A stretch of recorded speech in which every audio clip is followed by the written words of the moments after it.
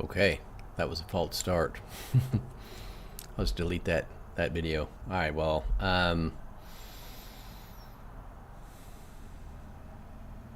welcome to a present session. This is about 10 minutes of music, silence, stillness, inner silence and stillness. There's music playing. Sometimes that helps people go inside. This is a non-denominational, non-religious. You don't have to believe anything. You don't have to not believe anything. People that come to my sessions are Christian, Muslim, Taoist, atheist, agnostic, New Age. Everyone's welcome. I'm not teaching any techniques, and I'm not teaching a theology. If anything, it's more about just unlearning, just trust, accept. Most of us have like some people call it a meta voice. We have a feeling, we have a thought, we have we have a comment, someone's commenting. Try to say commentation, commenter. Yeah, there's an opinion or several opinions. We should have done this, we shouldn't have done that. Shouldn't have been angry if you're angry. Or I'm sad because I'm angry. Or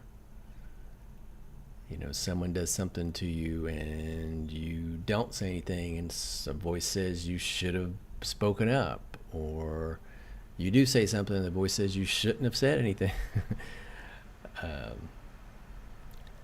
So my message is more about going inside, taking a look at how we feel, and learning to accept and embrace how we feel. And that can lead to being more present instead of stuffing things down or trying to spiritualize or talk ourselves out or into feelings, and kind of just breathe and get in touch with it. And look that we can't really help how we are. It's great to want to do better and to try to do better and to be a better meaning more loving, more kind person. But the world's issues and suffering is from non-acceptance. The only time I've had behaviors change is accepting them. To accept something to change it, well, I think that's not really accepting it. But any situation, if I accept it, I can find a measure of peace. So that's really my message. If there is one, it's more about self-love, self-acceptance, and then over time maybe begin to trust more, trust in life, trust that it's not out to hurt us, why we think we're here, and why we're here might be different. So there's a belief structure that we've been taught, we picked up from society and caregivers and pastors or priests or atheist friends or whoever, and there's a worldview, and we interpret that. So our major suffering is not believing or not knowing it's okay to feel what we feel, no matter what it is. Be able to just breathe and feel it. That's not babies and kids know how to do it, and then we teach them and train them out of that. And also that the universe the world, life might be friendlier than we think. And if we have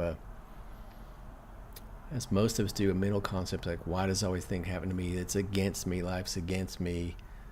Comparison. If I was this person, I'd be happy, or I'm a loser, or I'm better than. And I'm a loser. Both are egoistic and painful, and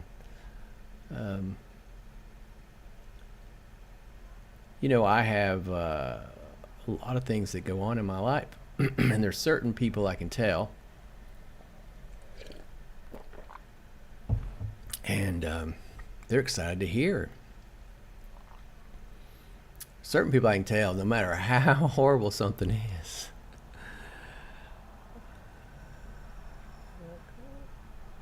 they're not going to suffer. They're empathetic, their heart might open, but they have a view that's different than most. And then other people, and most people, if I were to tell them what's going on and the challenges that are come through our lives, they just kind of, that kind of makes them sad. They kind of, gosh, that's terrible. This is terrible. It shouldn't be happening. Man, they just feel sorry. Yet, I don't feel sorry for me.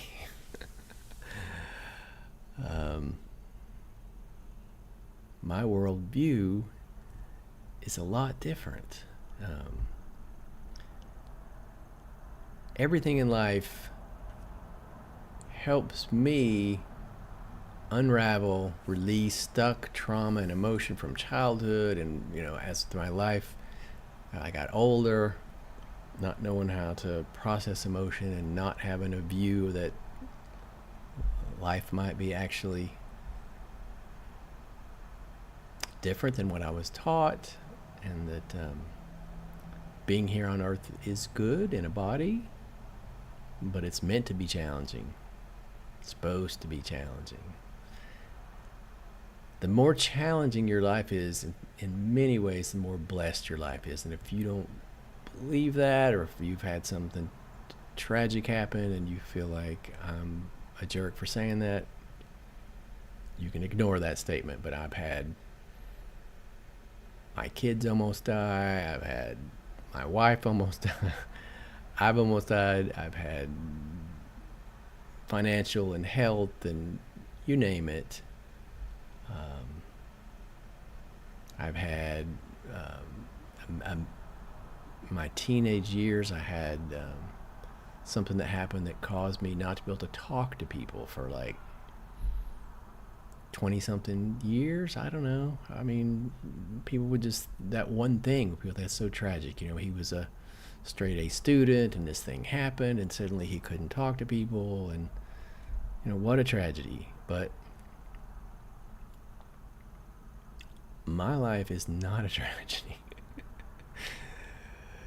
Do I want, if I had a wish, if I had a control, would I want to be sitting on a beach somewhere, resting and then reaching out to help people when I could, or whatever? Yes, of course. All humans want comfort. Do I have a comfortable life? No, not even remotely comfortable. But yet I have peace inside. I have the ability to feel my emotions and get frustrated and have it come through and feel great later. Maybe 2 minutes later, maybe 5 minutes later, maybe it's a day later. It doesn't matter. Doesn't matter. Do I have the ability to be present when I eat food or when I play with my sons? Gabor Mate, you may or may not like him, but he's an expert in trauma and addiction, and his number one thing for kids, first 6 years as a parent, don't set any major goals. Kids, what's the best parenting technique? Be present. So I'm not trying to build me up. I'm just trying to talk about who I am is what I say. And so the most important thing to me is to be present. to be open, to open-hearted with my wife, with my children, with the people around me. I go to the store, the person behind the counter, the person next to me. I don't have to strike up a conversation. I don't have to try to help them, but am I present to them? And to be present to my life. All these things happen, these challenges happen, and everything happens, and I'm going to get to the present session, but everything in life happens to put us inside instead of outward seeking goals, dreams, best body, best husband or wife, best famous, wealthy. Everything like that's fine. It's great if you're in great shape. It's great if you're an athlete or an author or a yoga instructor or a meditation teacher or a Wall Street billionaire. I mean, or maybe that triggers, but how about a company that helps people and is fair trade and what I mean, just so, but do they have money?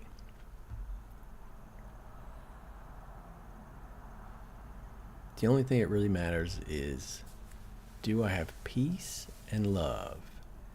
And this is not a Christian channel, but I do know, because I was raised in the Christian church, that Jesus is quoted as saying,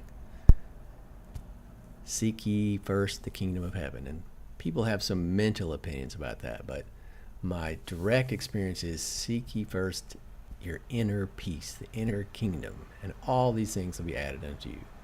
All these things means you realize you're taken care of.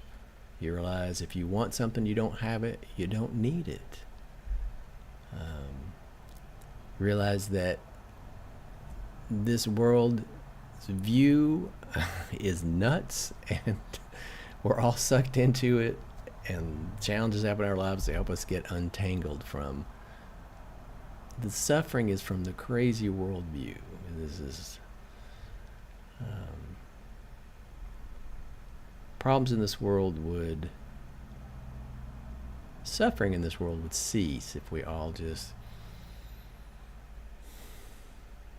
saw life for what it was, stopped chasing things that don't help, and began to come out of our obsession, our driven lives, and get to know ourselves and the people around us. Open hearts change everything. All right, well, I'm going to do a present session, and the present session can help with this. This present session, this vibration, this consciousness, this presence, this peace, this stillness, it's contagious. It helps. It gets into our lives. A person I know says it dissolves density, or people talk about the pain body. It can help dissolve the pain body. And it's not a mental thing. So I'm not teaching a technique. You just sit and soak it up, and whatever happens, happens. And whatever you think happens may not be happening. But it's a good thing. And it's really the one thing that's changed my life the most. There's not been a technique, a book, a workshop that's really had any. It's got my mind excited. It's helped me here, there, in certain ways, but it's never really gone deep enough to just change my view on myself and other people and the world. And that's the most important thing. My sons have some challenges. I'm not going to go into that, but other people might think it's bad. I think they're amazing. But as I said to someone recently, the only thing that matters is, do they have love in their hearts? Do they feel good about themselves and consequently other people? And the answer is yes. Yes. If we had that reverse, the cart before the horse, and we're like, wow, they're great at math and they're great with sports and they're going to make straight A's and they're going to run a corporation. All those things are great, but seek ye first inner peace. Not always feeling peaceful about who you are, allowing your emotions to flow, to just be a regular, join the human race, just be a person. All right, I'm going to show this slide.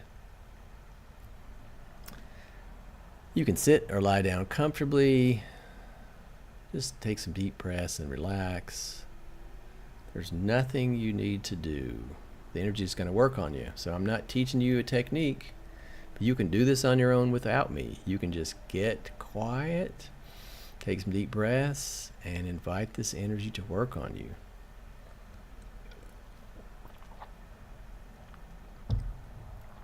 And I say, do not monitor your thoughts or feelings. That I should probably rewrite that sentence, but just allow your feelings and thoughts. Just let them be.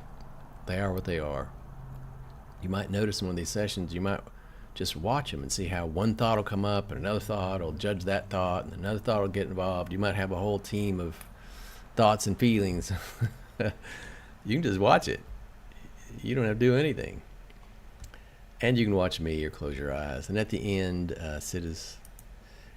just sit. As long as you feel like it. All right, I'm going to put some music on. And I'm glad you're here.